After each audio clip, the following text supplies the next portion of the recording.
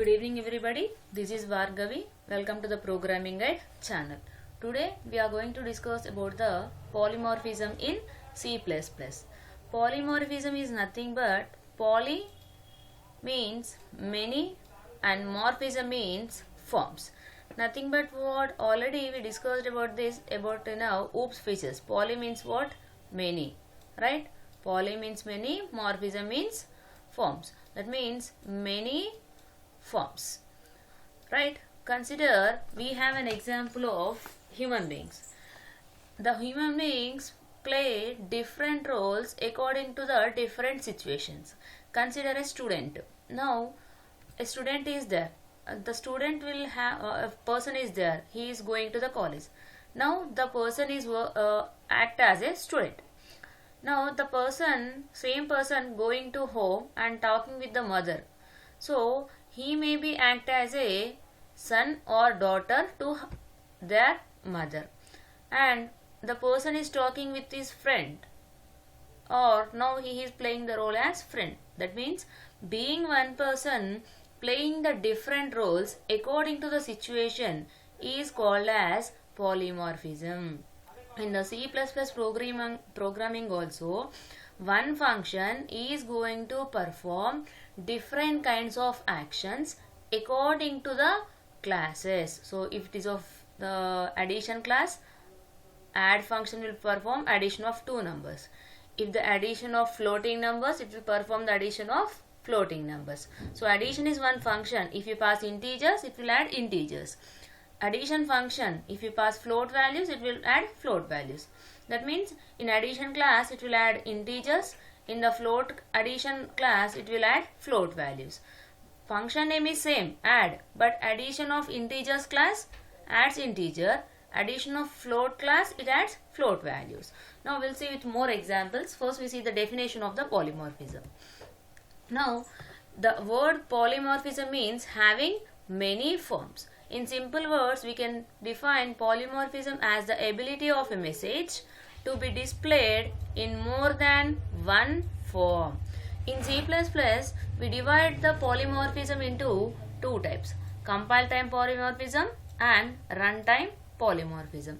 In compile time polymorphism, function overloading and operator overloading is there. Already we discussed this function overloading, operator overloading in the last video. Now come back to the runtime polymorphism. So why we are calling runtime and compile time? The memory which is allocated for the objects of the functions at runtime. As soon as you run the program, the allotted memory is allocated for the variables in a functions. So here runtime polymorphism can be implemented with the concept of the virtual functions or function overriding. That means one function is going to perform the different task. Now first we see about the virtual classes. So what is the meaning of virtual classes?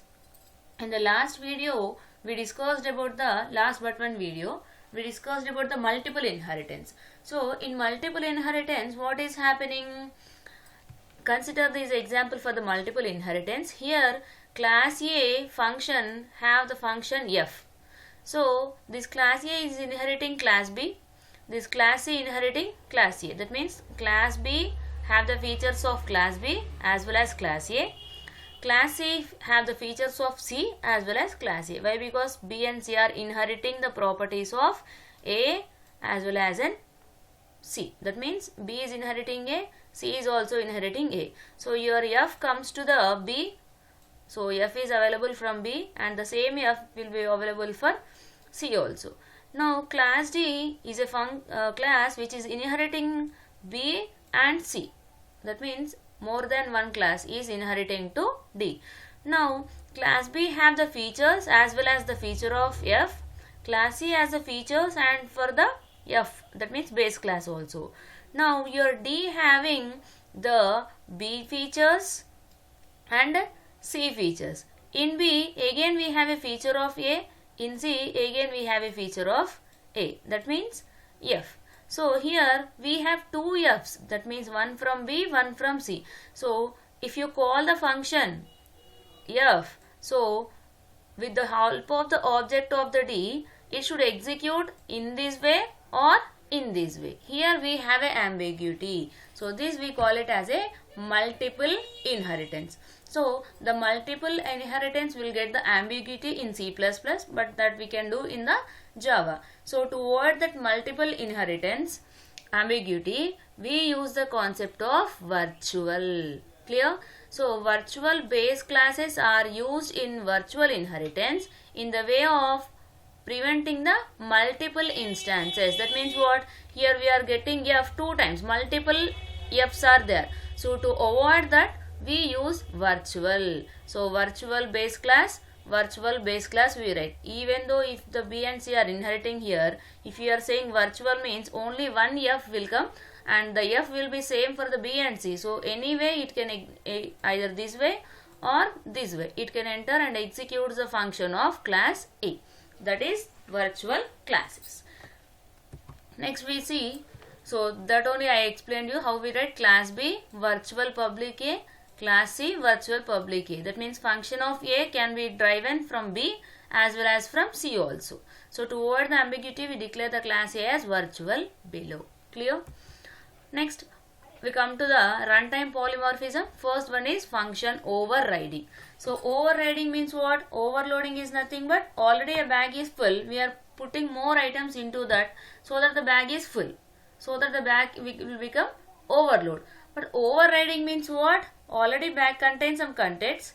We are taking out that contents and we are replacing some other contents into the bag. That means the previous items are overridden with the new items. That we call it as a overriding.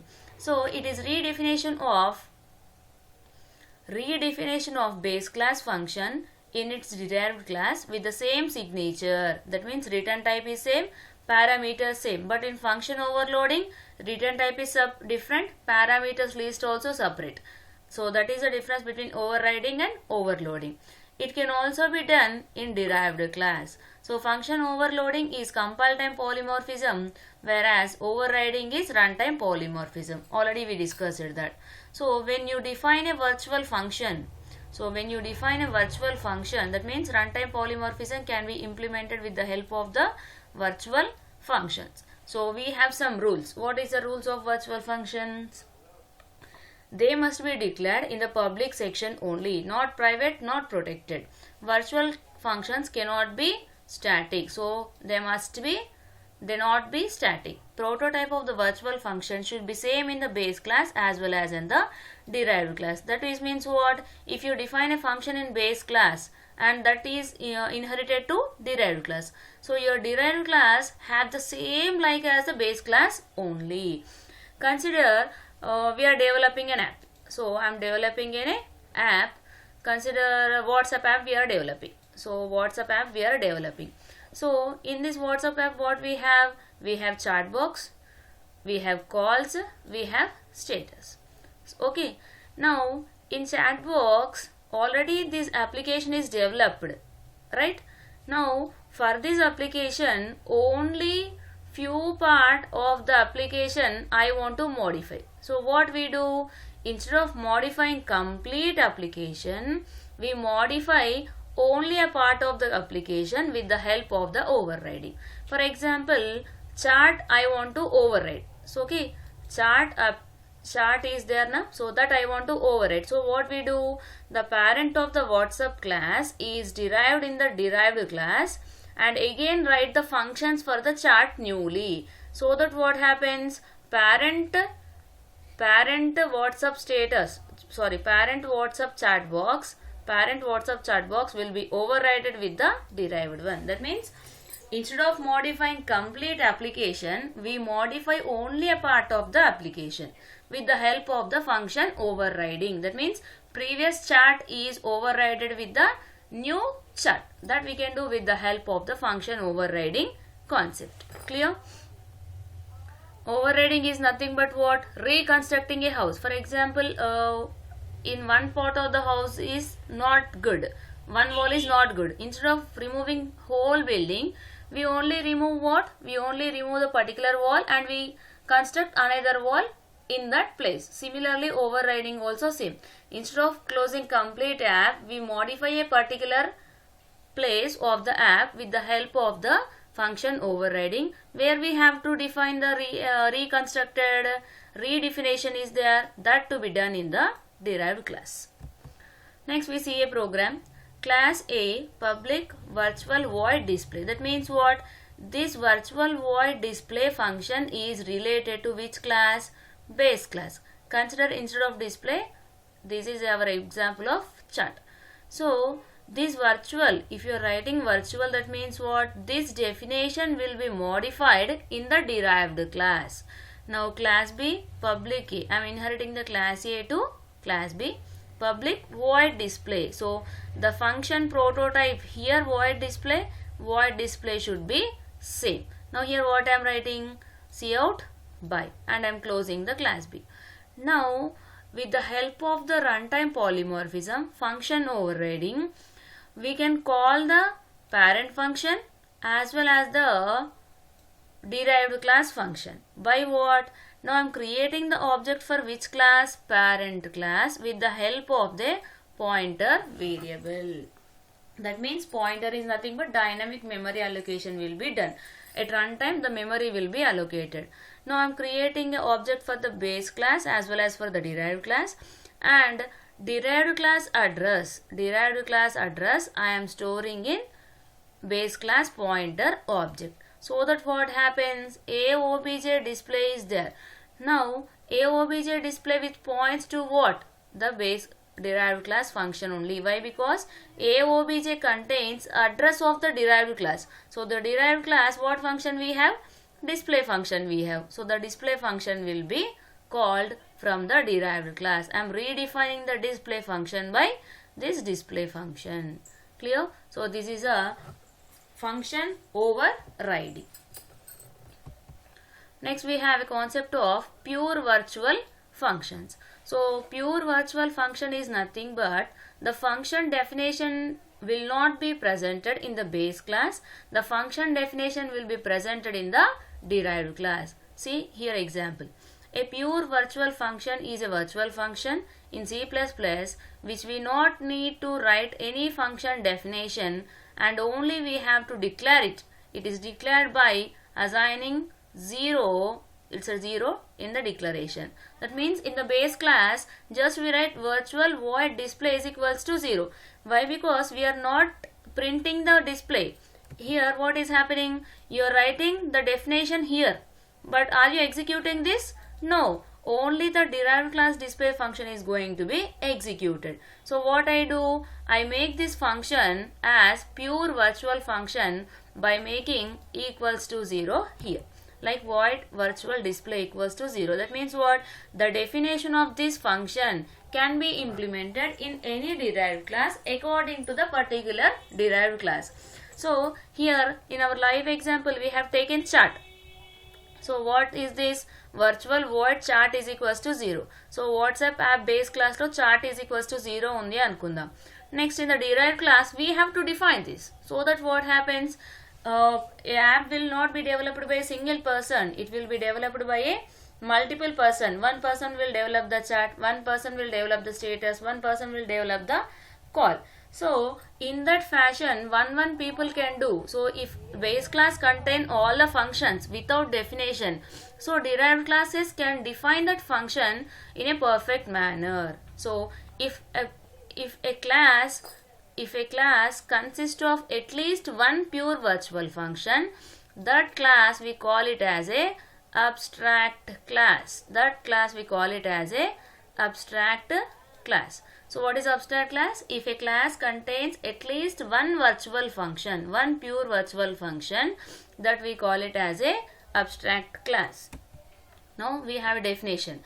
So abstract class can have normal functions and the variables along with the pure virtual function. That means abstract classes can have normal variables, normal functions along with the pure virtual function.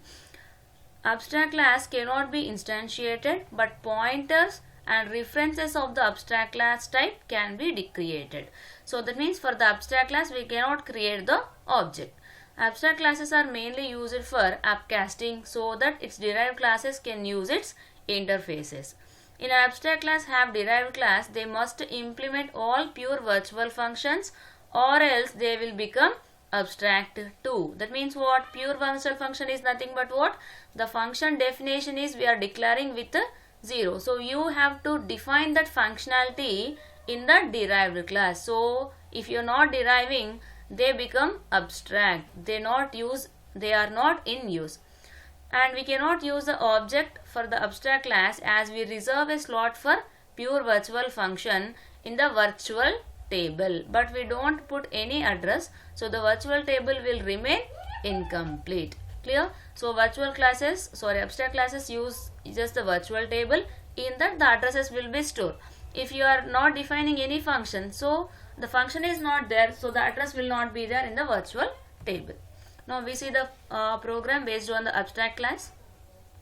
We have class B, public virtual void s is equals to 0. This is we call it as a pure virtual function. I am defining this virtual function in class D, inheriting the public B, void s. I am redefining, not redefining, I am initializing. That means I am defining the function here, virtual function in derived class, and int main b star b d obj. Now allocate the address of d obj to the base class pointer. Now b pointing, that means with the help of the b pointer, b object we are calling s. So this function is executed and this virtual function in derived class is printed. Clear? But this class is normal class, it is not an abstract class. We can also call it as abstract, but a pure abstract class is nothing but what? All the pure virtual functions are there, no normal function is there. Such classes are called as abstract. That will be do with the help of a keyword called abstract. So abstract is a keyword to specify the all pure virtual functions. That class we call it as an abstract class that cannot have the object, but this is a B class, normal class, can we have create the object for that. Now we see the programs based on these functions.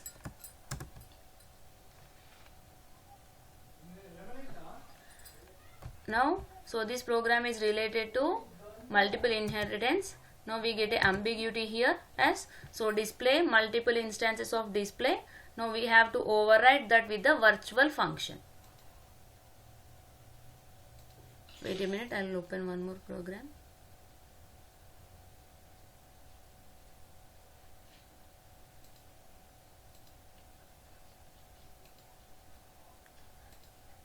Okay, multiple CPP. So in order to avoid this ambiguity, what we have to make? We have to make the base class as virtual, so that you will not get multiple instances of display function to the derived classes. Now compile it now. Success. Run. We are getting display from C1, C2 and C3. Clear? So this is a multiple inheritance with the virtual. So ambiguity is overcome with the help of the virtual base classes. Next, virtual function. So virtual function means what? Instead of getting the printing base class, you have to get the message as print from derived class. So virtual function void print. I am redefining this print in the derived class. Now compile and now execute. Print from derived class, new from base class. See. So whatever the program I explained you in the PPT, the same program I am writing here. Clear? So here first we are creating a pointer, then object of derived class object address I am storing in the pointer. So bptr is a pointer object of the base class that is printing the derived class function. This is also derived class function. Now see the flow of execution. Derived class is there, address we are storing. Now the derived class printf is executed. None, derived class of next function is executed. Clear? Next we see the last pure virtual function. So in this virtual void display equals to 0, the functionality will be defined in the derived class. Compile and now execute. Display from derived. See the flow of execution. Derived object creating, base class pointer. I'm assigning the address of derived class to the base pointer, and base pointer will call the derived class function. Clear? So these are the functions which are related to, these are the programs which are related to runtime polymorphism.